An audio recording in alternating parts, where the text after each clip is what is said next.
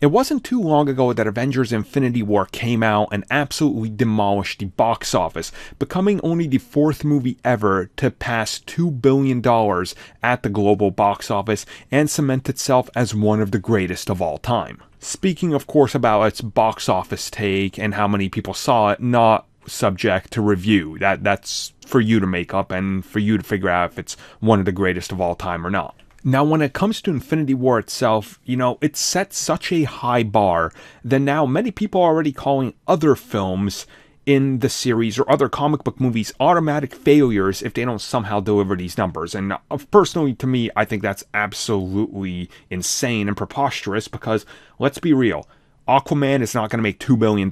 Ant-Man and the Wasp is not going to make $2 billion. There aren't many movies that are going to make $2 billion. Hell, I don't even know if Avengers 4 can make, $2 billion at this stage. But what's interesting is the fact that now the conversation is shifting to where is the limit for this movie? Because obviously passing $2 billion, yeah, that's freaking amazing.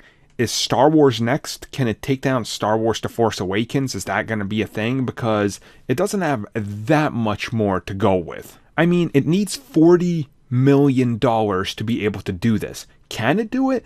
Maybe. But the thing is, just by looking at how long it has remaining in theaters, with things like Jurassic World right around the corner, Ant-Man and the Wasp already around the corner, this might be possible, but it's all going to have to be more or less overseas. And what really helped The Force Awakens was the fact that it opened up in the United States and just kept being a juggernaut, setting one of the biggest domestic box offices of all time of almost $1 billion here in the United States.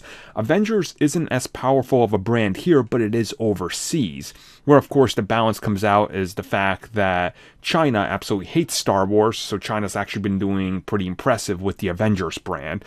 So one thing to look at is, over the course of this weekend, what's going to happen with Avengers. If it takes a huge, downfall and makes less than like 2 million, it has no chance of catching up with The Force Awakens. But, and I do want to stress this, there is a small chance, a very tiny one, that if Jurassic World ends up just falling so far that people aren't going to see it because of the bad reviews and it just doesn't look that interesting, that it could maintain and take down Star Wars.